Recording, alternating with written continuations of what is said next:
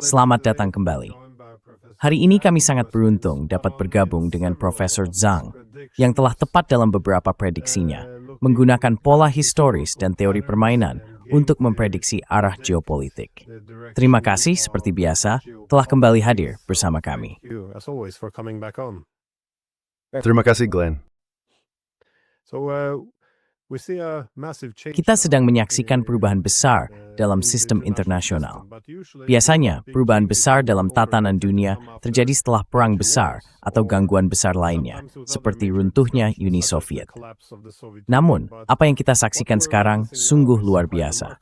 Kebangkitan spektakuler Tiongkok selama beberapa dekade terakhir belum pernah terjadi sebelumnya dalam sejarah manusia, terutama karena berlangsung secara damai. Negara itu telah memimpin pergeseran kekuasaan besar-besaran dari barat ke timur, yang pada dasarnya mengakhiri 500 tahun kepemimpinan barat sejak masa penjelajahan. Jadi, dominasi barat selama berabad-abad kini telah berakhir. Namun, yang menjadi kekhawatiran saya, dan pertanyaan saya kepada Anda, adalah seberapa besar kemungkinan pergeseran besar dalam keseimbangan internasional seperti ini dapat terjadi tanpa memicu perang besar antara kekuatan-kekuatan besar?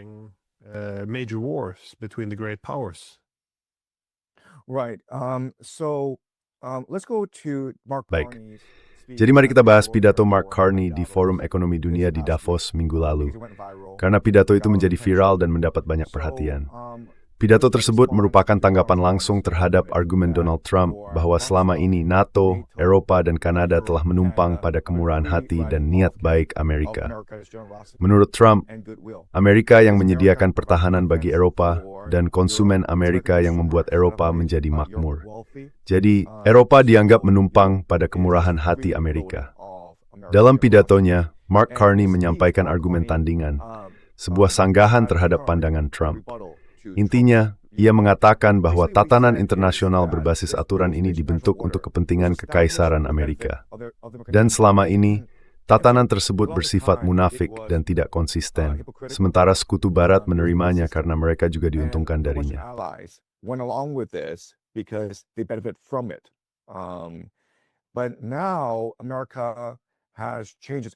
Namun sekarang Amerika telah mengimuskan negara tidak lagi berfokus pada konsensus, tidak lagi peduli pada multilateralisme.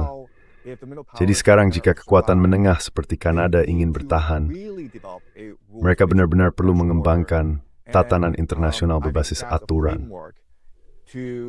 Saya pikir itu kerangka bagi Eropa untuk bergabung dengan BRICS, karena gagasan dasar BRICS adalah kerjasama saling menguntungkan di mana semua pihak setara dan tidak ada kekuatan yang dominan.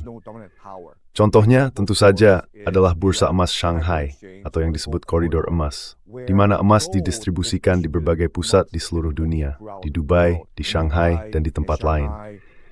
Ini seperti blockchain, sebuah buku besar terbuka di mana emas menjadi dasar bagi sistem keuangan baru. Dan Tiongkok sangat berfokus pada multilateralisme, kerjasama ULUS, timbalik.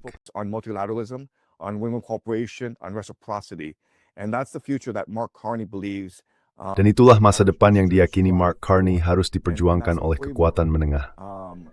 Itulah kerangka yang ingin diterapkan oleh Carney dan kekuatan menengah lainnya, yakni negara-negara Eropa. Masalahnya, seperti yang Anda katakan, tidak mungkin kekaisaran Amerika akan begitu saja mudar dan membiarkan sistem multilateral baru ini berkembang.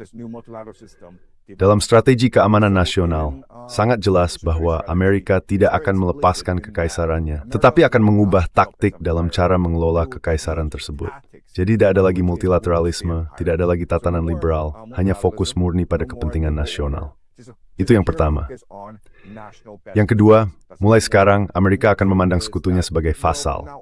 Jadi semua surat utang AS yang dimiliki Eropa, Jepang, dan Korea Selatan, sebenarnya itu milik Amerika.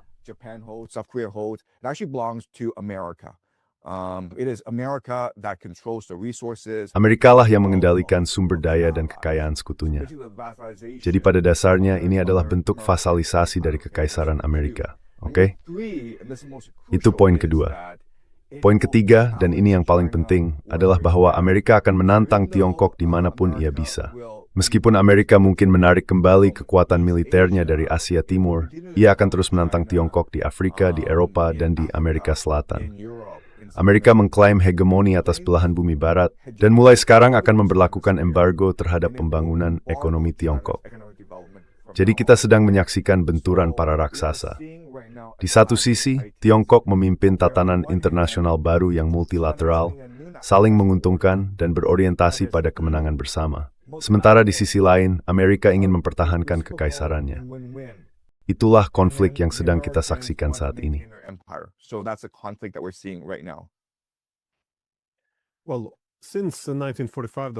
Nah, sejak tahun 1945, sistem konsensus dan multilateralisme ini dijalankan di bawah kepemimpinan yang jelas dari Amerika Serikat.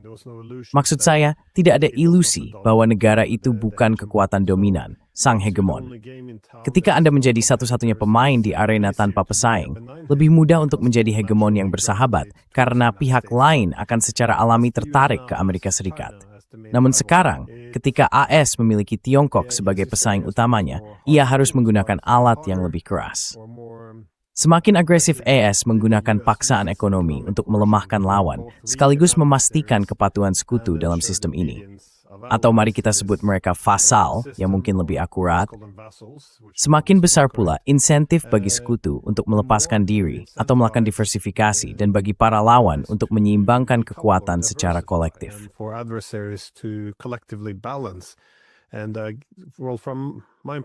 Nah, dari kesan saya terhadap Perdana Menteri Kanada, ini juga bagian dari apa yang ia sampaikan, bahwa inilah alasan mereka harus lebih memandang ke arah Tiongkok. Tapi apakah model kekaisaran Amerika Serikat ini hanya bersifat sementara? Karena mereka tidak bisa memaksa seluruh dunia berada di bawah kekuasaan mereka jika masih ada pesaing di luar sana, kecuali mereka entah bagaimana menyingkirkan Tiongkok. Saya rasa itulah yang ingin saya sampaikan.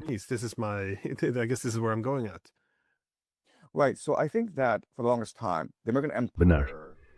Jadi saya pikir bahwa untuk waktu yang sangat lama, Kekaisaran Amerika mampu menciptakan ilusi bahwa itu adalah sebuah konsensus multilateral. Karena orang-orang yang berkuasa saling berteman baik. Mereka bersekolah di tempat yang sama, di universitas yang sama, di mana mereka mempelajari tata krama yang sama, nilai-nilai yang sama, ideologi yang sama. Anak-anak mereka kemudian bersekolah di tempat yang sama, mereka berkumpul di tempat-tempat yang sama, seperti Forum Ekonomi Dunia di Davos. Mereka berlibur musim panas di Hamptons, mereka bermain ski di Aspen. Jadi itu adalah klub kecil yang nyaman, dan mereka membuat banyak keputusan di balik layar. Mereka mempertahankan ilusi bahwa semuanya sangat multilateral, dan bahwa semua orang memiliki kesepakatan. Tapi kamu benar sekali, itu adalah sebuah kekaisaran.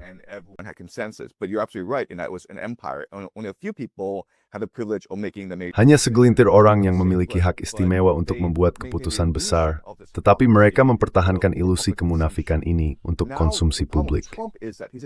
Sekarang, masalah dengan Trump adalah bahwa dia orang luar. Dia bukan bagian dari klub ini. Dia bersekolah di tempat yang salah, bergaul dengan orang yang salah, dan dia seperti seorang mafioso. Dia datang, ingin menghancurkan segalanya dan membentuknya sesuai keinginannya.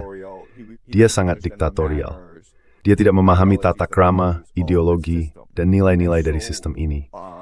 Jadi semua orang merasa terancam, dan kelompok Davos yang dipimpin oleh Mark Carney merasa seolah-olah mereka perlu mencari pelindung baru di Tiongkok. Namun masalahnya adalah sistem yang kita miliki saat ini sangat rapuh, karena ketidakstabilan ekonomi yang diciptakan oleh kekaisaran.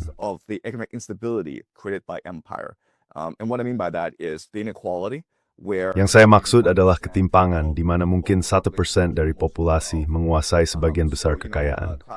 Contoh klasiknya adalah perayaan Tahun Baru di St. Barts di Karibia, di mana beberapa lusin kapal pesiar mewah berkumpul untuk merayakan. Orang-orang seperti Miriam Adelson dan Jeff Bezos termasuk di antara mereka. Jumlah mereka hanya beberapa lusin, tetapi mereka menguasai sekitar 80% kekayaan dunia. Jadi, kesalahan besar itu perlu ditangani. Yang kedua adalah korupsi dalam sistem blok, di mana di Washington, D.C. dan di Brussels, para birokrat tidak lagi bertanggung jawab kepada para pemilih. Ada keterputusan antara kelas politik dan masyarakat umum.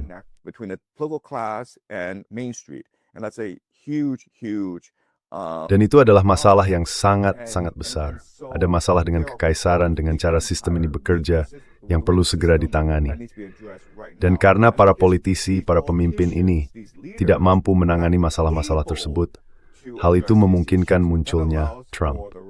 Jadi secara teori ya, jika orang-orang ini membebaskan Tiongkok, maka kita bisa memiliki tatanan dunia baru.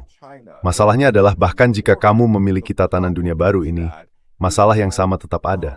Bagaimana kamu menangani ketimpangan? Bagaimana menangani korupsi? Bagaimana kamu keterputusan, keterasingan darat? Itu adalah masalah mendasar yang perlu ditangani, dan saat ini belum ditangani. That needs to be addressed, and which is not being addressed right now. Like what you said about the fake consensus. Seperti yang kamu katakan tentang konsensus palsu, karena setelah Perang Dingin berakhir dan 2 tahun kemudian Uni Soviet runtuh, argumen dari, kalau tidak salah, Duta Besar AS untuk NATO adalah bahwa Rusia tidak bisa menjadi bagian dari NATO karena tidak akan cocok dengan budaya konsensus yang kita miliki di NATO. Benar, yang merupakan cara halus untuk mengatakan bahwa para sekutu melakukan apa yang diperintahkan.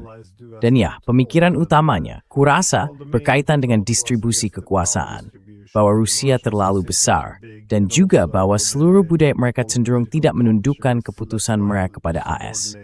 Jadi mereka ingin menjadi mitra, bukan bawahan. Tapi hal ini menimbulkan pertanyaan, bahwa jika AS ingin menjadi hegemon, maka ia menguasai.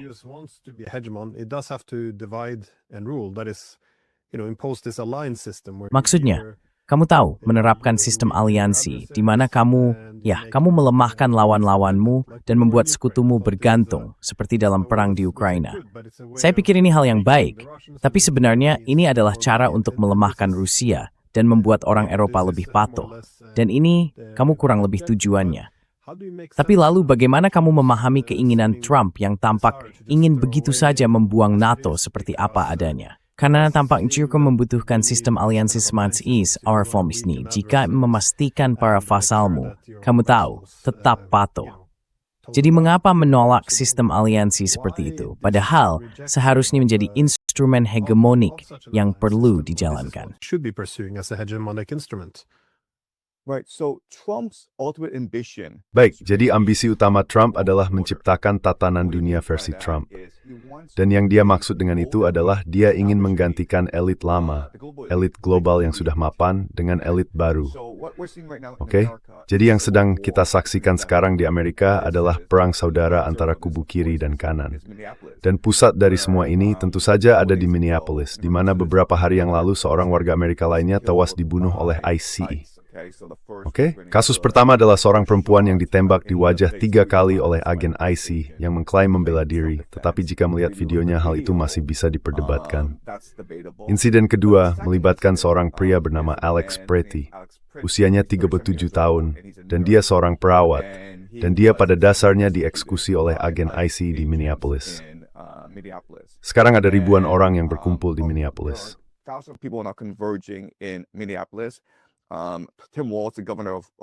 Tim Walz, gubernur Minnesota, telah memanggil Garda Nasional. Jadi sekarang ada polisi lokal, agen IC, dan Garda Nasional yang semuanya berkumpul di Minneapolis. Rasanya hampir seperti titik nol untuk perang saudara baru, bukan?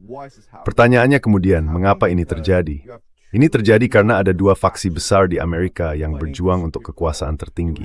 Ada elit lama, Wall Street, elit keuangan global yang diwakili oleh Wall Street. Tapi kemudian ada elit baru yang sedang naik daun. Mereka adalah pemilik uang baru, Silicon Valley, Palantir, yang diwakili oleh Elon Musk dan Peter Thiel. Dan merekalah yang mendukung Trump. Jadi tujuan Trump adalah menggantikan para pengendali kekuasaan federal di Washington dan menjadikannya patuh serta tunduk kepadanya.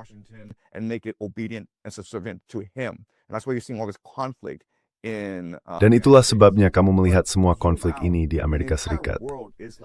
Tapi kalau kita melihat lebih luas, seluruh dunia juga seperti ini. Ambisi Trump bukan untuk menggantikan NATO secara langsung, tetapi untuk mengubah kepemimpinannya dan membuat NATO jauh lebih tunduk padanya. Bukan begitu?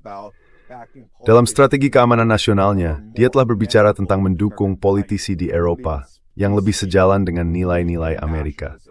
Yang percaya pada kebebasan berbicara, yang percaya pada nasionalisme, yang percaya pada kamu tahu hak-hak rakyat. Dan negara-negara itu adalah Polandia, Austria, dan Hongaria. Oke, jadi bukan berarti Trump berpaling dari Eropa. Lebih tepatnya dia ingin membentuk ulang lanskap politik Eropa. Dan Greenland adalah titik konflik yang sangat penting, bukan?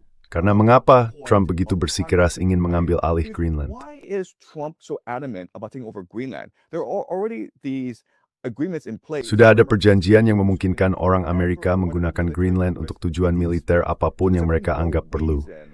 Jadi sebenarnya tidak ada alasan untuk mengambil alih Greenland. Mengapa tidak saja mempertahankan ilusi bahwa NATO masih relevan?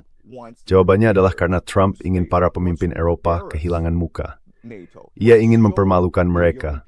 Ia ingin menunjukkan kepada rakyat Eropa, lihat, para pemimpin kalian tidak berdaya. Para pemimpin kalian tidak berguna. Jadi gulingkan mereka dan pilih pemimpin yang bisa bekerja sama denganku. Oke? Di Jerman itu adalah AfD, di Prancis itu Partai Le Pen. Di Spanyol itu Vox. Oke?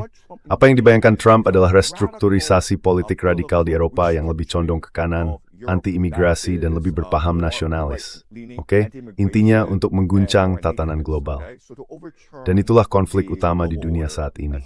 And that's the main conflict in the world today. Yeah, no, that's an interesting one. That it's not just Ya, itu memang menarik. loyalty to the Ini US, bukan hanya tentang kesetiaan kepada AS dan kekuasaan, tetapi juga memiliki makna peradaban. Karena ia memandang perjuangan internal di dalam dunia barat sebagai hal yang sangat penting, seperti yang kamu katakan. Hal ini juga terlihat dalam strategi keamanan nasional yang baru. Jadi, apakah ini dalam pandangan Trump merupakan perjuangan untuk menghidupkan kembali peradaban Amerika dan Barat? Karena ia berbicara, kurang lebih, fast but not this hour, see Keith. more or less saving Europe from the EU. In his mind, he is the Messiah. In his mind, he Dalam believes pikirannya, dia adalah seorang Mesias.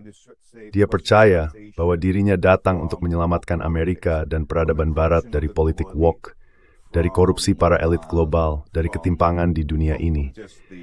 Jadi dia memandang dirinya sebagai sosok mesianik. Dan sejujurnya, banyak orang dalam gerakan MAGA yang memang melihatnya sebagai seorang nabi, sebagai seseorang yang dapat memenuhi nubuat tentang kebangkitan Amerika untuk membuat Amerika hebat kembali. Namun pada akhirnya hal ini berarti Trump ingin menjadi kaisar Amerika. Ambisinya adalah menjadi raja. Itu berarti menghancurkan nilai-nilai dan norma-norma konstitusional yang menjadi dasar masyarakat Amerika. Dan kita akan mengetahuinya karena dia berencana mencalonkan diri untuk masa jabatan ketiga yang belum pernah terjadi sebelumnya di abad ke-20. Dan bukan hanya masa jabatan ketiga, dia juga berencana untuk masa jabatan keempat. Not only does he plan on a third term, he plans on a fourth term. Because in his mind, he needs time. Karena dalam pikirannya, ia membutuhkan waktu untuk merombak masyarakat Amerika, untuk membuat Amerika hebat kembali. Dan lihatlah, jika ia tidak mencalonkan diri untuk masa jabatan ketiga, kita tidak akan bisa menjelaskan kecepatan dan kekuatan dengan mana ia berusaha membentuk kembali masyarakat Amerika. Pikirkan tentang ICE. Nah, yang menarik dari ICE adalah bahwa lembaga itu mengaku ada untuk mendeportasi imigran, untuk menyingkirkan imigrasi ilegal, yang konon menghancurkan ekonomi Amerika. Tetapi jika kita melihat statistiknya, Obama sebenarnya mendeportasi lebih banyak imigran ilegal daripada Trump. Meskipun Obama tidak memiliki anggaran atau sumber daya sebesar yang dimiliki ICE. Dan Obama tidak pernah menciptakan konflik dengan negara bagian.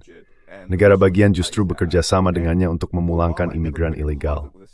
Jadi jelas bahwa tujuannya memang untuk menyingkirkan imigran ilegal. Maka dari itu, then ICE is incompetent. But you think that, ICE is actually meant to be a Gestapo. Tapi jika kamu berpikir bahwa ISIS sebenarnya dimaksudkan untuk menjadi semacam Gestapo, sebuah polisi rahasia baru yang hanya setia kepada Trump, maka hal itu masuk akal. Itu membantu menjelaskan kekerasan luar biasa dan belum pernah terjadi sebelumnya yang sedang terjadi di jalan-jalan Minneapolis saat ini. Ini adalah eksekusi di luar hukum. Tidak ada kata lain untuk menggambarkan apa yang sedang terjadi. Mereka dimaksudkan untuk memicu perang saudara, untuk membuat rakyat marah. Di jalan-jalan Minnesota, ini bukan tentang imigran ilegal melawan ICE. Ini tentang pria konservatif kulit putih berseragam putih melawan warga liberal kulit putih Amerika. Itulah konflik yang terjadi sekarang. Dan Trump memahami bahwa ia perlu memicu perang saudara agar bisa menyatakan keadaan pemberontakan, memberlakukan kekuasaan darurat perang, dan meniadakan pemilu. Itulah rencananya. Dan lihatlah, sebeling detik seperti frustration dan boy dan rendet. The evidence is actually pretty clear about what's happening. Yeah. But on the other hand, though, Ya, di sisi lain, ketika saya membaca strategi keamanan nasional Amerika Serikat, cara mereka merujuk pada Eropa, ada beberapa poin bagus di sana menurut saya.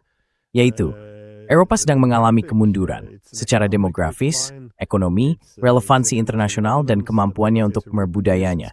Semua hal yang biasanya terjadi pada peradaban yang menurun. Jadi bagaimana menilai hal ini?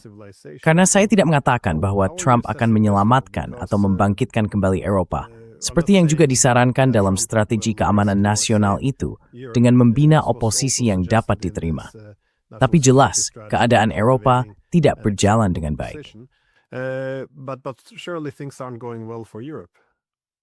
Right. Well, so let's look at why Trump is in power. Right? Baik, jadi mari kita lihat mengapa Trump berkuasa ya. Dia berkuasa karena Biden benar-benar membuat kekacauan. Biden memimpin selama 4 tahun, dan dalam 4 tahun itu dunia pada dasarnya runtuh karena kurangnya kepemimpinan, kurangnya strategi, kurangnya pengambilan keputusan. Dan hal ini berlaku untuk seluruh elit barat global. Jika kamu pergi ke Brussels, ke Washington DC, selama masa pemerintahan Biden, mereka tidak tahu harus berbuat apa. Mereka korup, acuh tak acuh, berlame growl om tumixter. Itu disorder yang bergadmelit, dan mereka soing big zemilit. And it's when daughter Trump made the president. What propelled Trump in the presidency? That's what's allowing him to implement Project 2025. Itulah yang memungkinkannya untuk menerapkan proyek 2025 yang dimaksudkan untuk secara radikal merombak birokrasi federal. Inilah yang membuat Pentagon menjadi loyal kepada Trump. Jadi ada masalah serius yang perlu ditangani. Dan Trump sedang memanfaatkan kesempatan ini, momen ketidakpuasan dan kekecewaan ini untuk mengumpulkan kekuasaan pribadi. Dan itulah ancaman besar, bukan? Jadi ya, begini-begini maksud saya benci mengatakan ini. Tapi Hitler is the husk that people first strain. You forge your brain step forward to the board. And German being known from Mengurith, Permenplex, and yo. Jadi saya respect the man. Ezmas demi pimol asala. So I completely agree with you. Europe is in a lot of trouble. But the idea that Trump's going to go. Tapi gagasan bahwa Trump akan datang dan menjadi penyelamatmu, menurutku itu agak delusional. Aku pikir rencana Trump adalah menghancurkan dunia agar dia bisa berkuasa atas puing-puingnya. Aku rasa itulah yang akan terjadi. Tapi kamu benar bahwa kamu bisa membuat argumen yang sah bahwa dia benar-benar percaya ingin menyelamatkan dunia. Kamu juga bisa membuat argumen yang sah bahwa para pengikutnya adalah orang-orang yang benar percaya dan berusaha membuat dunia menjadi tempat yang lebih baik. Namun secara historis, jika kamu melihat polanya, ketika sosok seperti ini muncul, dan sosok seperti ini termasuk Julius Caesar, mereka akhirnya menghancurkan dunia. They end up destroying the world. No, of course. All these leaders never appear. Tidak, tentu saja. Semua pemimpin ini tidak pernah muncul begitu saja tanpa konteks. Jadi saya melihat ini sebagai salah satu konsekuensi dari kepemimpinan yang buruk. Saya pikir Biden jelas termasuk dalam kategori itu. Tapi bagaimana menjelaskan hal ini? Penyebabnya. Mengapa saat ini ada begitu banyak pemimpin yang buruk, bukan hanya di Amerika Serikat, tetapi juga di seluruh Eropa? Maksud saya, buruk dalam arti tidak ada visi, tidak ada strategi, sangat tidak jujur. Semuanya hanya soal mengelola narasi. Ya, secara keseluruhan, kita tidak melihat pemimpin seperti di masa lalu. Dan sekali lagi, ini Eropa, tempat lahirnya perdamaian Westphalia, di mana diplomasi modern dimulai. Saya tidak melihat ada pemimpin di Eropa saat ini yang tampak mampu mengembalikan benua itu ke jalurnya. Dan ketika hal itu terjadi, Anda seolah menyerahkan tongkat estafet kepada pemimpin gila manapun. En aram datang, it step forward to with very jimar, and system, every factor board tatamli. Claiming that he can fix the system if he just pushes the old order aside. I think one of the greatest lies. Saya pikir salah satu kebohongan terbesar dalam hidup kita adalah bahwa meritokrasi menghasilkan para pemimpin terbaik. Jadi jika kamu kuliah di Yale, Harvard, Oxbridge, atau Sorbonne, maka kamu dianggap yang paling cerdas dan paling hebat. Dan karena itu, kamu seharusnya memimpin. Kamu tahu, saya kuliah di Yale. Oke, dan saya bisa katakan sekarang bahwa jika kamu belajar di tempat seperti Yale, kamu tidak diajarkan cara berpikir kritis. Kamu tidak diajarkan untuk menjadi imajinatif, memiliki empati, atau menjadi tangguh. Kamu diajarkan cara berbicara dengan sangat rapi, jelas, dan untuk menyesuaikan diri dengan status quo. Oke? Jadi jika kamu melihat kelas penguasa di Amerika, sebagian besar orang di Washington, D.C., para elit keuangan di Wall Street, Silicon Valley, media, universitas, mereka semua berasal dari beberapa sekolah yang sama. They all went to a few schools, and as a result, they live in a. Akibatnya mereka hidup dalam gelembung. Mereka melihat dunia dengan cara yang sinis, dan mereka tidak mampu berempati terhadap penderitaan orang biasa. Mereka menjadi terputus dari orang-orang biasa, dan mereka sama sekali tidak bisa membayangkan seperti apa kehidupan seorang pekerja kasar. Itu yang pertama. Yang kedua, masalah dengan meritokrasi adalah jika kamu berpikir bahwa kamu pantas mendapatkan apa yang kamu miliki karena kamu bekerja keras, maka kamu juga akan percaya bahwa orang miskin pantas mendapatkan nasib mereka karena mereka malas. Jadi pemerintah tidak seharusnya membantu orang-orang ini. Pemerintah seharusnya membantu para imigran, membantu kelompok minoritas, membantu perempuan, karena mereka adalah kelompok yang secara historis telah dianiaya. Tapi kita tidak seharusnya membantu pria kulit putih biasa, karena mereka pantas mendapatkan nasib mereka, karena mereka bodoh. They deserve what they got because you're stupid. I worked hard in school, and so I got into Yale. Saya bekerja keras di sekolah, dan karena itu saya mendapatkan kesepakatan. Kamu tidak bekerja keras di sekolah, jadi kamu seharusnya menjadi penjaga dengan penghasilan sangat sedikit. Kamu seharusnya menganggur. Oke? Jadi ada rasa penghinaan, ketidakpuasan yang terlihat terhadap orang biasa di kalangan elit yang mendorong banyak kebijakan mereka. Dan kemudian hal ketiga, yang paling penting adalah ketika kamu pergi ke tempat seperti Yale, kamu telah berhasil sepanjang hidupmu, dan kamu tidak mampu bersikap rendah hati. Kamu tidak mampu melakukan refleksi diri. Oke? Jadi pada tahun 2016, ketika Trump menang, itu adalah momen penting dalam sejarah Barat. Pada saat itu, kaum elit bisa saja berkata, dengar kenapa Trump menang? Ya, mungkin karena ketimpangan. Mungkin karena kita menyelamatkan Wall Street pada tahun 2008, bukan?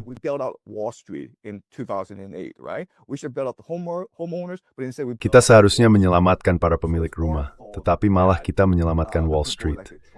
Jadi ini kesalahan kita bahwa rakyat memilih Trump. Ini adalah panggilan untuk kita bangun. Sudah saatnya kaum elit mulai bekerja untuk rakyat lagi. Namun apa yang terjadi? Kaum elit berkata, oh, itu karena Trump adalah mata-mata Putin, karena dia mata-mata. Dan Russiagate, kebohongan ini, akan membuktikan bahwa dia mata-mata. Jadi itu bukan kesalahan kami. Oh, juga Trump curang. Itu karena Facebook. Jadi mereka menemukan berbagai alasan untuk menutupi fakta bahwa Trump menang karena kesalahan pengelolaan oleh kaum elit. Dan kita memiliki kelas di Amerika dan Eropa yang sangat arogan. Mereka hidup dalam gelembung mereka sendiri. Mereka biasa-biasa saja, tetapi menganggap diri mereka superior, dan mereka tidak mampu menunjukkan kerendahan hati atau empati. Dan itulah sebabnya kita berada dalam situasi seperti sekarang.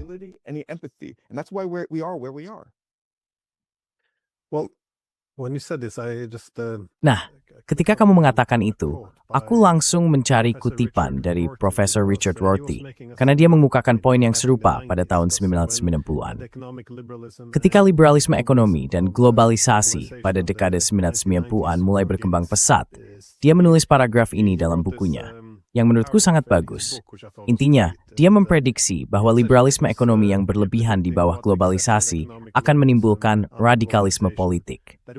Jadi dia menulis, usai kampanye, Anggota step pekerja through the organizer, nito terampil cepat telat, Inustait Speverman Pretty Protector, Umat Uputurun, Ethubugaf Wat Export.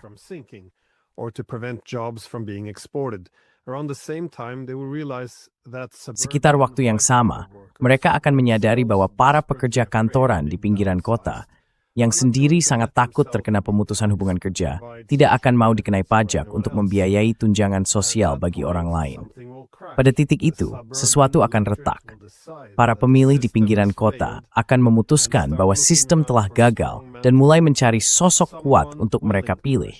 Seseorang yang bersedia meyakinkan mereka bahwa setelah ia terpilih, para birokrat sombong, pengacara licik, penjual obligasi bergaji tinggi, dan profesor postmodernis tidak akan lagi memegang kendali. Setelah sang pemimpin kuat menjabat, tak seorang pun bisa memprediksi apa yang akan terjadi. Ini tahun 1998. Ini, ya. 1998. This is Yep. okay. Hierformaftwees mais kemglas ng tabibi. Yaitu memang terjadi, Van Bird. That's got it. Exactly. So this rooted Jadi, in ini apakah pada globalisasi dan berlebihan liberalisme ekonomi? Apa itu yang nomenstria yang konsepsi memblokkan sesuatu itu? Emvani. strongman or how? Yeah, I mean, look, you go back to 1970s. Ya, begini maksud saya kalau kita kembali ke tahun 1970-an. Jika kamu tinggal di negara-negara barat saat itu, Australia, Kanada, Eropa, Amerika, kamu menjalani kehidupan terbaik, bukan? Kamu hanya bekerja di pabrik, dan istrimu bisa tetap di rumah untuk mengurus anak-anak. Kamu punya 3 anak, 2 mobil, bisa berlibur di musim dingin dan musim panas, mungkin juga punya rumah peristirahatan. Ketiga anakmu bisa kuliah, dan kita sedang membicarakan seorang pekerja pabrik di sini, satu rumah tangga saja. Tapi kemudian datang revolusi Reagan, kebangkitan Margaret Thatcher di Inggris, dan munculnya neoliberalisme yang memungkinkan terjadinya konsentrasi dan konsolidasi kekayaan di tangan 1% teratas. Kamu juga punya globalisasi, jadi kekayaan dipindahkan dari dunia berkembang ke dunia maju untuk menciptakan produk keuangan spekulatif seperti derivatif. Jadi semua salah sejak revolusi Reagan dan bangkitnya neoliberalisme. Dan itu berbesar strategi dari forbes busking. And the rise of neoliberalism, and that's the root of all the issues that we have today. So what are we looking at there then? Because Jadi, apa sebenarnya yang kita lihat di sana? Karena saya pikir orang sering terlalu fokus pada apapun yang Trump katakan hari ini atau minggu ini. Tapi bagaimana menurutmu jika kita melihat dalam spektrum yang lebih luas? Sekali lagi, coba ambil jarak. Apakah kita sedang menyaksikan keruntuhan tatanan internasional yang ada? Baik dari sisi ekonomi maupun keamanan. Maksud saya sistem politiknya. Apa yang kamu lihat di sini? The political system, what are you seeing here? Yeah, so the idea that Mark Carney has. Ya, jadi gagasan yang dimiliki Mark Carney itu seperti kamu tak akan beralih ke Tiongkok, tidak akan berhasil. Alasannya adalah karena Tiongkok tidak ingin menjadi hegemon dunia. Tiongkok tidak ingin menjadi kekuatan militer super. Tiongkok tidak ingin menguasai lautan seperti yang dilakukan Amerika. Kekaisaran Amerika adalah momen unik dalam sejarah dan sebenarnya tidak berkelanjutan. Gagasan bahwa satu negara bisa menguasai seluruh planet dalam hal teknologi, militer, dan keuangan tidaklah berkelanjutan dalam jangka panjang. Itu benar-benar merugikan Amerika. Hal itu membuat Amerika menjadi terlalu terbebani, terlalu berutang, dan menyebabkan banyak masalah ekonomi di AS yang kemudian memungkinkan munculnya Trump. Jadi kita sedang menyaksikan runtuhnya dunia multilateral dan tidak ada penggantinya.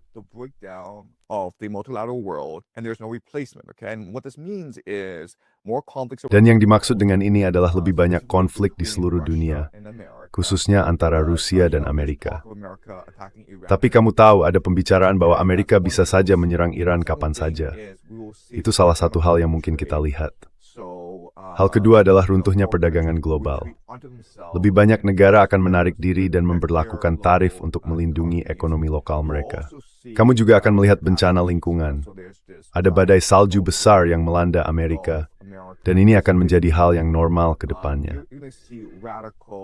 Kita akan melihat perubahan iklim yang ekstrem dalam beberapa tahun mendatang yang akan membebani sumber daya negara-negara, memaksa mereka menjadi militeristik, misalnya dalam kasus Jepang, tetapi juga jauh lebih proteksionis. Jadi inilah kenyataan yang sedang kita tuju.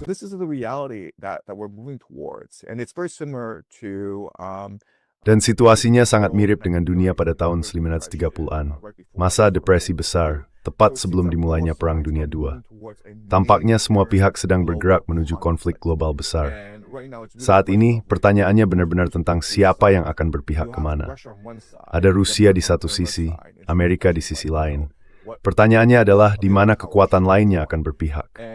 Sayangnya, saya pikir yang akan terjadi adalah kekacauan total, di mana batas antar pihak tidak akan begitu jelas. Negara-negara berbeda akan memilih aliansi yang berbeda, dan aliansi itu akan berubah seiring waktu. Tiongkok akan mencoba bermain di kedua sisi. Inggris dan Eropa bermain di kedua sisi. Jadi ini akan menjadi perjuangan geopolitik yang sangat dinamis.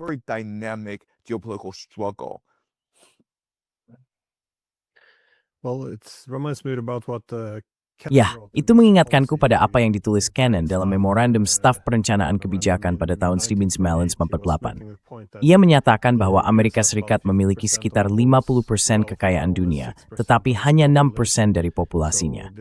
Jadi hal ini, ya, kurang lebih, memerlukan sedikit manipulasi terhadap sistem, karena orang-orang akan merasa iri dan kesal. Dan sekali lagi, bukan hanya karena mereka kesal, tetapi karena mempertahankan distribusi kekuasaan yang timpang, yang sangat timpang. Karena, sekali lagi, itu merupakan hasil dari Perang Dunia II, tidak pernah dimaksudkan untuk bertahan lama.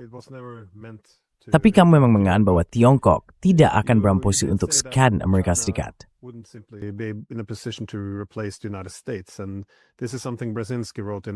Dan ini juga sesuatu yang ditulis oleh Brzezinski pada tahun 1990-an, bahwa Amerika Serikat sebagai hegemon global adalah sesuatu yang belum pernah dilihat dunia sebelumnya, dan kemungkinan besar tidak akan pernah dilihat lagi setelah Amerika Serikat.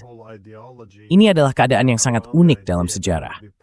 Fakta bahwa kita membangun seluruh ideologi berdasarkan gagasan bahwa hal itu akan bersifat permanen sungguh luar biasa radikal, mengingat betapa uniknya situasi tersebut.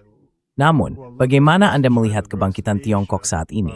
Sebenarnya, bukan hanya kebangkitan Tiongkok, melainkan kebangkitan Asia, dengan Tiongkok memimpin seluruh proses itu.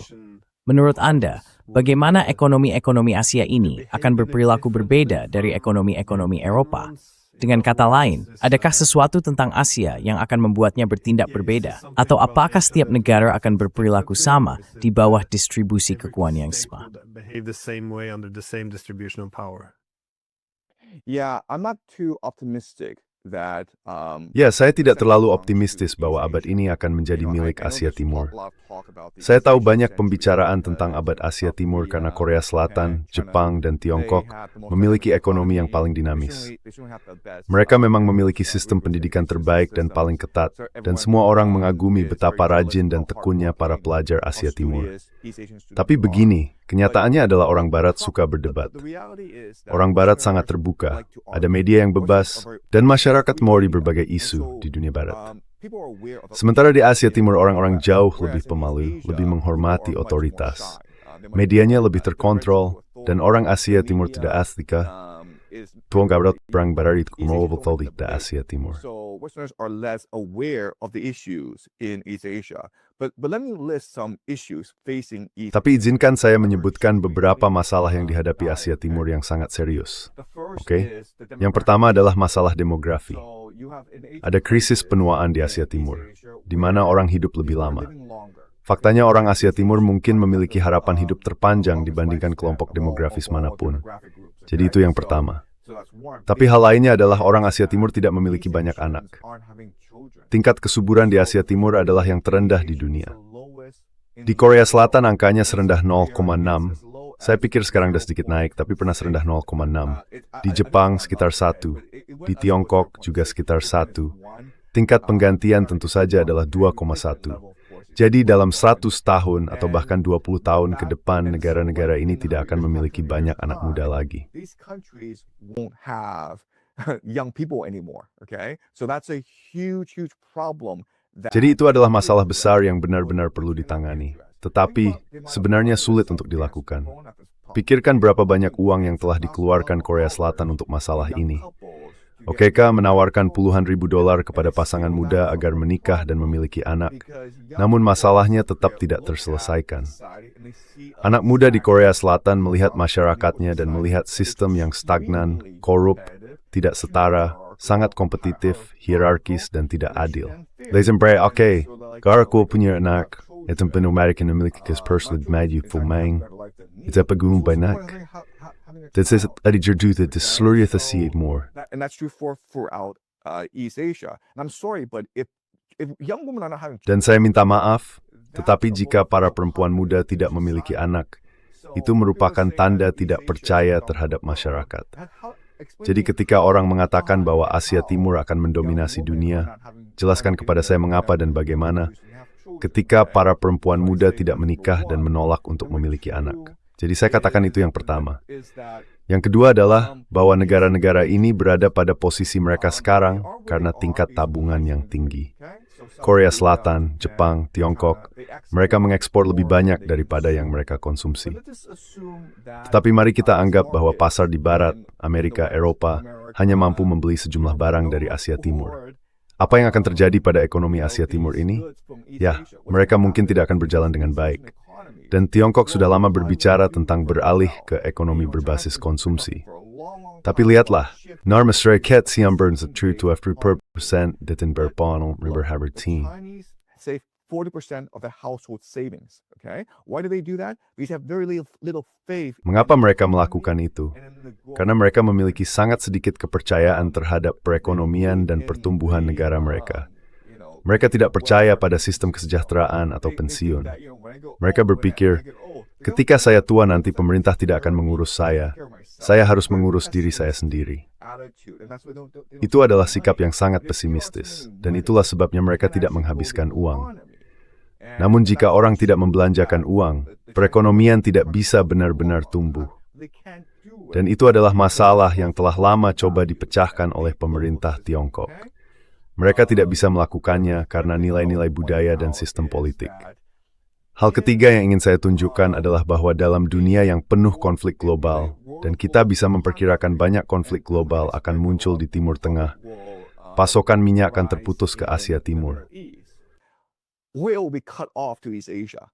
In East Asia, the economy depends on oil from Di Asia Timur, perekonomiannya bergantung pada minyak dari Timur Tengah, sehingga Asia Timur tidak sekaya wilayah lain di dunia. Amerika, belahan bumi barat, sangat makmur. Namun, jika ekonomi mereka dikenai embargo, mereka akan menghadapi banyak masalah. Itu adalah poin ketiga. Poin keempat, bahwa Korea Selatan, Jepang, dan Tiongkok secara historis tidak pernah benar-benar akur, dan mereka selalu berada dalam konflik.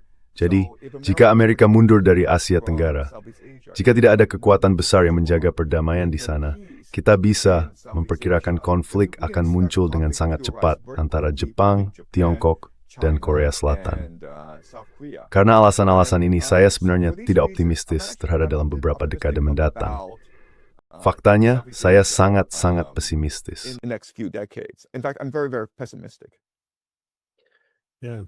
Ya, perbedaan antara negara-negara itu cukup menarik. Tampaknya bagi Rusia misalnya, hubungan yang paling sulit di Asia Timur Laut adalah dengan Jepang. Namun bagi Jepang, hubungan dengan Rusia justru tampak sebagai salah satu yang lebih baik jika dibandingkan dengan yang lain. Coba saja lihat perbedaan yang mereka miliki dengan Korea Selatan, Korea Utara, dan Tiongkok. Namun, yang menarik adalah ketika berbicara dengan para ekonom politik, mereka sering menekankan bahwa kekuatan suatu negara tidak seharusnya diukur hanya kekuatan militernya. Ekonomi juga harus dipikirkan.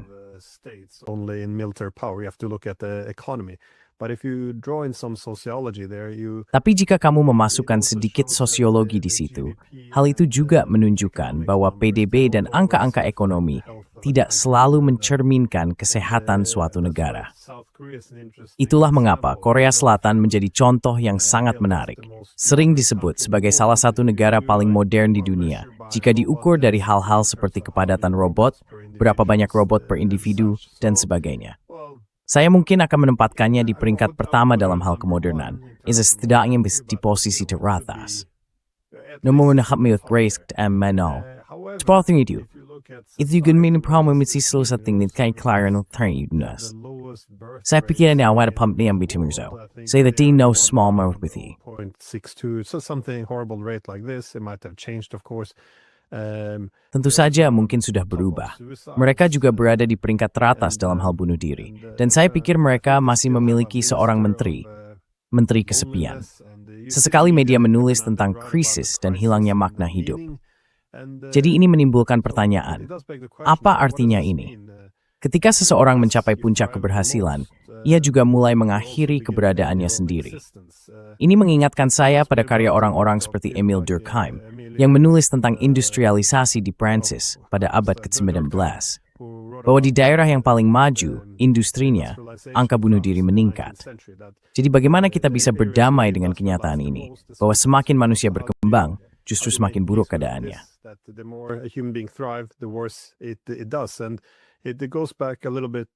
Dan ini seringkali kembali sedikit ke perdebatan tentang apakah kelebihan modernitas menunjukkan bahwa manusia bukan hanya individu rasional, bahwa kita juga memiliki naluri. Kita pada dasarnya adalah makhluk sosial yang tidak selalu cocok dengan jenis liberalisme ekonomi seperti ini. Masyarakat, dalam arti tertentu, menjadi pelengkap dari kekuatan pasar. Apakah ini merupakan isu utama? Lihatlah Tiongkok. Negara itu telah melesat dari yang pada dasarnya merupakan negara agraris, menjadi dalam 40 tahun ekonomi terdepan dalam skala yang begitu besar, sangat modern. Maksud saya, cukup mengejutkan ketika kita pergi ke sana dan melihat di mana posisi mereka sekarang.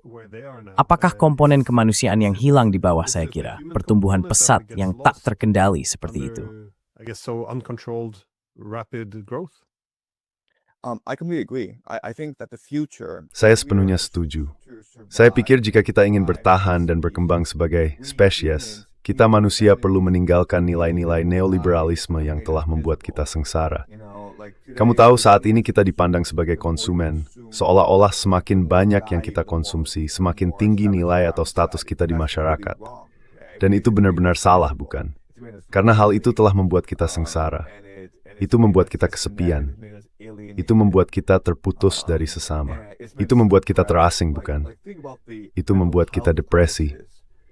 Pikirkan tentang krisis kesehatan mental yang melanda seluruh dunia, terutama di Tiongkok. Kamu menyebut soal bunuh diri di Korea Selatan, bukan?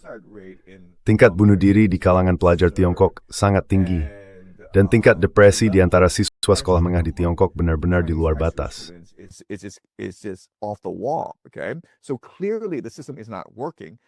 Jadi jelas bahwa sistem ini tidak berfungsi. Seperti yang Anda katakan, yang perlu kita lakukan adalah mengkalibrasi ulang nilai-nilai kita dan menemukan apa yang bermakna dan memiliki tujuan dalam hidup kita. Itu berarti merangkul spiritualitas kita, merangkul komunitas kita. Dan itulah juga yang menjelaskan munculnya Trump, karena dia menghadirkan visi baru yang membuat orang bersemangat. Sekarang Anda bisa mengatakan itu rasis, Anda bisa mengatakan itu fasis, tetapi pada akhirnya dia menanggapi kebutuhan dasar manusia. Dan sejujurnya, jika para elit, jika kekuatan yang berkuasa 1% itu menolak untuk berinteraksi dengan rakyat, jika para elit menolak membantu orang untuk terhubung kembali secara spiritual sebagai sebuah komunitas, maka kita akan binasa sebagai spesies. Itulah kenyataan yang kita hadapi.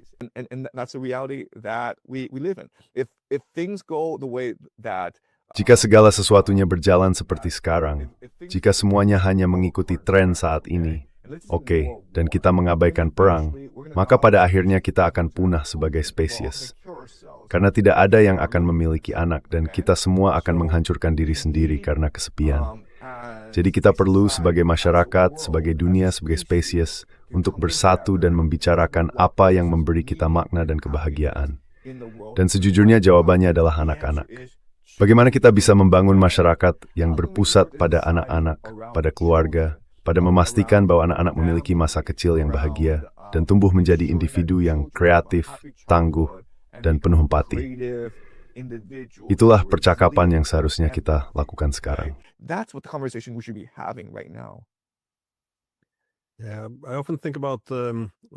Ya, saya sering memikirkan Solzhenitsyn, karena kamu mungkin pernah melihat pidatonya di Harvard pada tahun 1978. Pidato itu sangat kritis terhadap komunisme, dan dengan alasan yang sangat kuat. Dia diundang ke Harvard pada dasarnya untuk menyerang kaum komunis, tetapi malah memberikan pidato di mana dia menekankan bahwa segala sesuatu selalu dilihat sebagai kapitalisme versus komunisme.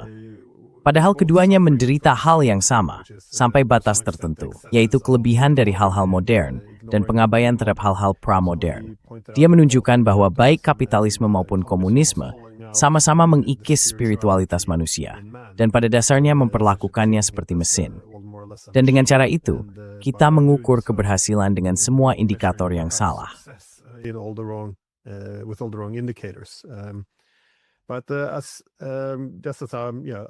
Tapi sebagai pertanyaan terakhir, jika AS ingin memulihkan dominasinya, tentu saja mereka bisa menghadapi Tiongkok, seperti yang sudah mereka lakukan, tetapi juga mencoba menata ulang berbagai kawasan di dunia. Sasaran utama yang tampak sekarang adalah Iran. Bagaimana Anda melihat situasi di sana saat ini? Karena ini cukup, jika Anda berada di Iran, Anda akan melihat bahwa Amerika Serikat dan Israel sempat menyerang Anda, tidak berhasil. Jadi mereka menghentikan perang. Sekarang mereka berkumpul kembali dan bersiap untuk serangan berikutnya. Asumsinya adalah mereka akan terus datang sampai mereka bisa menjatuhkan Anda. Dan gagasan bahwa semua ini hanya soal program nuklir, orang Amerika tampaknya sudah menyingkirkan itu. Dan kini mereka lebih terbuka. Mereka menginginkan perubahan rezim.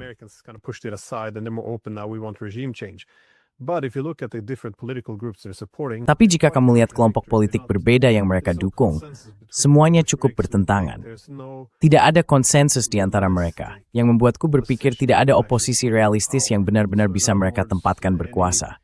Dengan kata lain, siapapun yang mereka pasang di posisi itu akan mulai terpecah.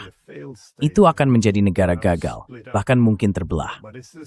Tapi apakah itu tujuannya? Karena jika tujuannya adalah menghancurkan dan memecah Iran agar lebih mudah dikendalikan, maka Iran sedang menghadapi ancaman eksistensial, dan mereka seharusnya merespons dengan cara yang sangat berbeda, lebih agresif ketika serangan berikutnya datang.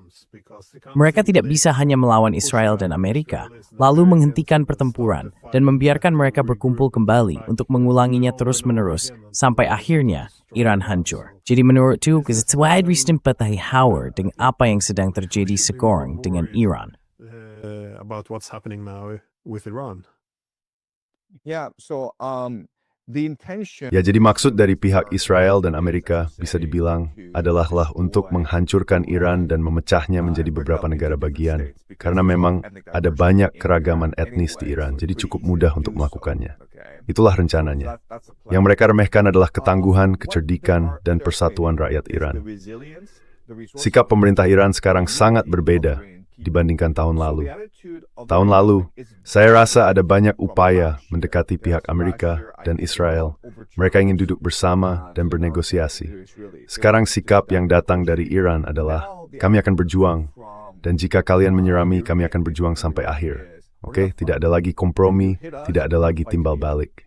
No more compromise, no more reciprocity. If you attack us, we will. Jika kalian menyerang kami akan berjuang sampai akhir. Tahukah kalian kabinet Iran baru-baru ini mengejek Trump kan? Karena ketika protes-protes itu menyebar di seluruh Iran awal bulan ini, Trump menulis di Twitter bahwa para pengunjuk rasa akan dilindungi karena mereka memiliki hak untuk memprotes demi kebebasan dan demokrasi. Sekarang Khamenei, saya rasa 2 hari yang lalu, karena apa yang terjadi di Minnesota, menulis di Twitter bahwa para pengunjuk rasa itu juga memiliki hak untuk memprotes dan bahwa Iran akan membela mereka. Jadi dia hanya menunjukkan kemunafikan Donald Trump dan orang-orang Amerika. Ini adalah bentuk ejekan. Jadi saya pikir sikap orang Iran adalah, kalian tahu, dulu kami punya ilusi bahwa perdamaian bisa dinegosiasikan.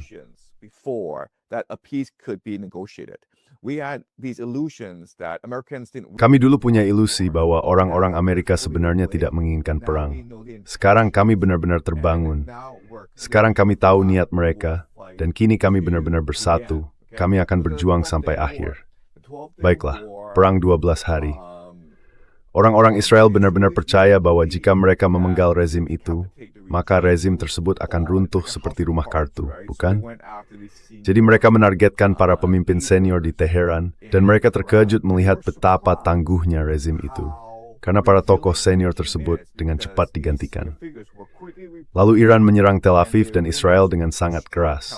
Hingga akhirnya Israel harus memohon kepada Amerika untuk turun tangan dan menegosiasikan perdamaian.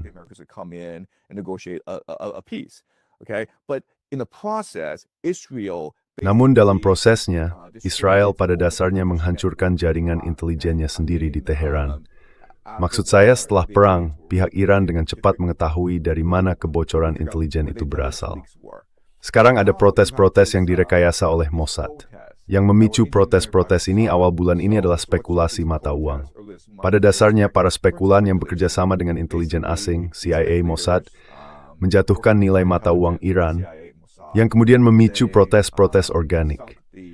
Lalu agen-agen Mossad menyusup ke dalam protes dan mulai menyerang aparat keamanan. Mereka membunuh banyak petugas polisi pada dasarnya.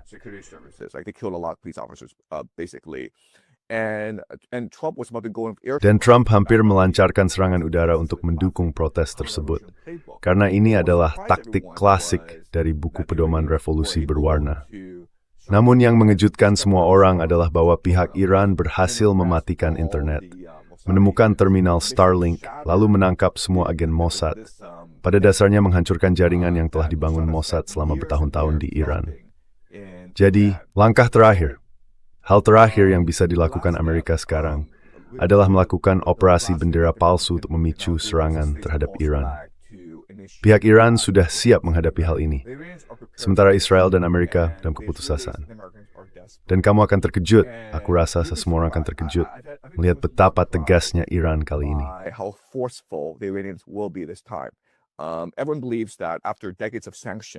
Semua orang percaya bahwa setelah puluhan tahun sanksi dan embargo, Iran menjadi cukup lemah. Namun jika kita melihat sejarah Iran, bangsa Persia adalah bangsa yang berbeda. Bangsa Persia bukan orang Arab. Umat Muslim Syiah adalah kelompok yang berbeda. Mereka bukan Muslim Sunni. Mereka adalah orang-orang yang meyakini kesyahidan, pengorbanan diri, dan eskatologi. Mereka benar-benar percaya bahwa ini adalah perang melawan setan besar, perang untuk menyelamatkan dunia. Dan saya pikir orang Amerika dan Israel akan sangat terkejut dengan apa yang terjadi ketika mulai menyerang Iran.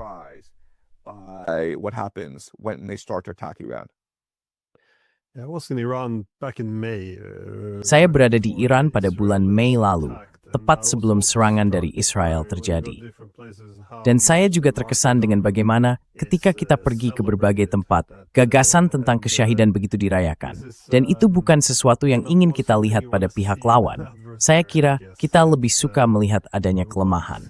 Jadi hal ini bisa menjadi masalah bagi mereka yang berusaha melawan Iran.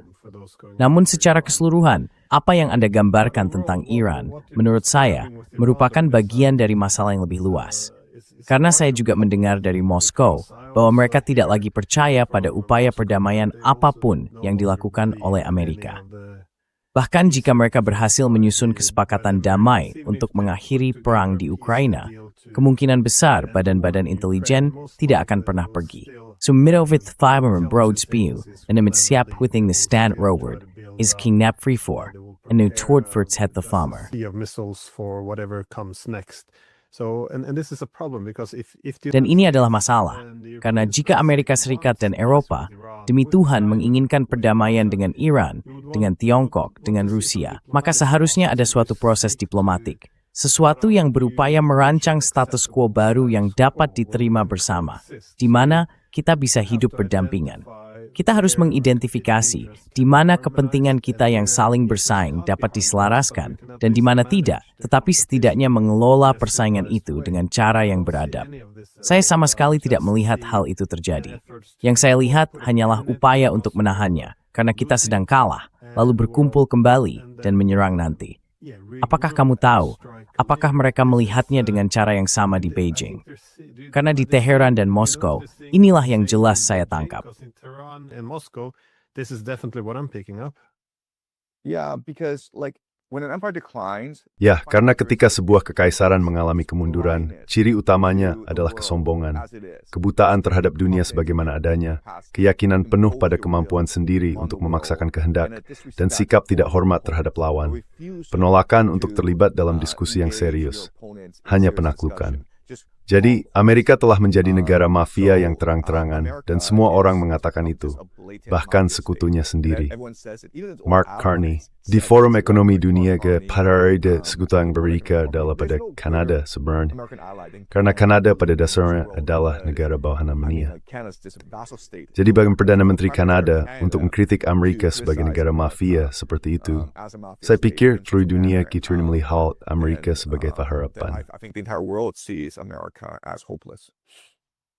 Yeah, it's almost impressive how Canada, the most Hampir mengesankan bagaimana Kanada, sekutu Amerika yang paling setia, mungkin di antara semua sekutunya, juga karena faktor geografis yang masuk akal. Namun mereka masih bisa membuat orang Kanada merasa terasing. Ini luar biasa bagi saya. Tentu saja dengan mengancam akan mencaplok seluruh negara mereka, itu tampaknya menjadi alasan yang cukup, atau pendekatan yang efektif untuk melakukannya. Ini menimbulkan pertanyaan, jika ini disengaja, apa sebenarnya yang sedang dilakukan? Karena saya sulit percaya bahwa AS benar-benar bisa mencaplok Kanada. Saya tidak bisa membayangkan banyak orang Kanada yang akan setuju dengan hal itu. Jadi bagaimana tepatnya hal ini akan berjalan? Jika kita mengakui daya tarik nasionalisme dalam sifat manusia, Anda tidak bisa begitu saja memindahkan negara itu di bawah kekuasaan AS. Saya tidak tahu, maaf hanya satu pertanyaan terakhir. Anda orang Kanada. Bagaimana Anda melihat hal ini? Apakah ini gagasan sungguh ini berbreak seplok Kanadan? Oh, at semainin yung tingtif of him deh. Canada, or is this some game I'm not understanding? Right. So again, for the longest time, the Benar. world was Jadi sekali lagi, untuk waktu yang sangat lama, dunia dijalankan berdasarkan konsensus. Itu didasarkan pada asumsi dan nilai yang sama, bukan? Dan salah satu asumsi yang sama adalah gagasan tentang kedaulatan nasional. Bahwa jika itu adalah sebuah negara, maka kedaulatan negara tersebut harus dihormati. Itulah dasar dari hukum internasional. Jika tidak ada gagasan tentang kedaulatan, maka hukum internasional tidak bisa ada. Jadi untuk waktu yang lama, tergagasi. was the idea. But Trump being Tapi Trump, karena dia Trump, menolak mengakui kedaulatan. Oke, jadi misalnya penculikan terhadap Maduro, itu tidak boleh dilakukan karena itu melanggar kedaulatan nasional suatu negara. Lalu membawa Maduro, memamerkannya di New York City dan menuntutnya dengan kejahatan menurut hukum Amerika. Oke, orang ini adalah presiden dari negara lain. Dia adalah kepala dari sebuah negara bangsa. Kamu tidak bisa melakukan itu, sekali lagi menurut hukum internasional. Tapi Trump tidak peduli. Oke, jadi Trump tidak peduli dengan hukum internasional. Dia hanya peduli pada kekuasaan. Sekarang jika dia tidak peduli dengan hukum internasional, mungkin saja dia akan mencoba mengambil alih Greenland. Itu tidak sulit. Bahkan mudah baginya untuk mengambil alih Kanada juga. Karena Kanada sebenarnya tidak memiliki militer yang kuat.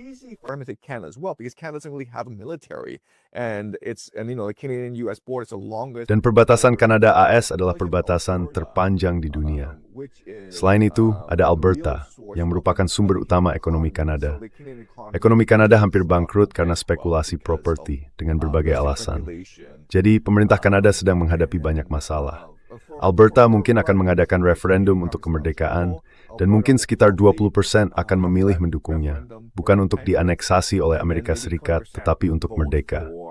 Trump akan berkata, lihat birth rate dan bercarry for birth from the matter from where. Jadi kita perlu percaya Alberta. Kita harus mendukung korupsi berosi Alberta. Support the sovereignty and the freedom and democracy of Alberta. Okay, so it's easy for Trump to do this. Jadi mudah bagi Trump untuk melakukan ini. Dia bisa mencaplok Kanada kapan saja. Hal ini sudah benar selama 300 tahun terakhir. Alasan Amerika tidak melakukannya adalah karena jika itu dilakukan, ilusi bahwa Amerika adalah kekuatan untuk kebaikan di dunia akan hancur. Seluruh dunia akan bersatu melawanmu. Amerika Selatan akan mulai memberontak, Eropa akan mulai bersatu melawanmu. Itulah sebabnya hal itu tidak dilakukan. Karena jika dilakukan, more or mana the tank langer. Dan semua orang kaba ancaman besar. Namun tertuju, Trump akan menasikannya, karena begitulah dirinya. Dia menginginkan itu established bahwa dia adalah Kaisar Tuhan Trump. The facade that he's the emperor, the God Emperor Trump. So Alberta is the Greenland. Jadi Alberta adalah Greenlandnya Kanada, sama seperti Greenland bagi orang Denmark. Ini adalah titik lemahnya. Jika Anda bisa membuatnya memisahkan diri atau mendukung pemisahan itu, maka begitulah cara Anda memecahkannya. Jadi ya, mungkin saja. Mari kita lihat bagaimana ini berkembang. Bagaimanapun, Profesor Zhang, seperti biasa, terima kasih banyak. Saya tahu bukan hanya saya, tetapi semua penonton juga sangat menghargai analisis Anda. Jadi terima kasih banyak. We'll always appreciate your analysis, so thank you very much. Channel Lab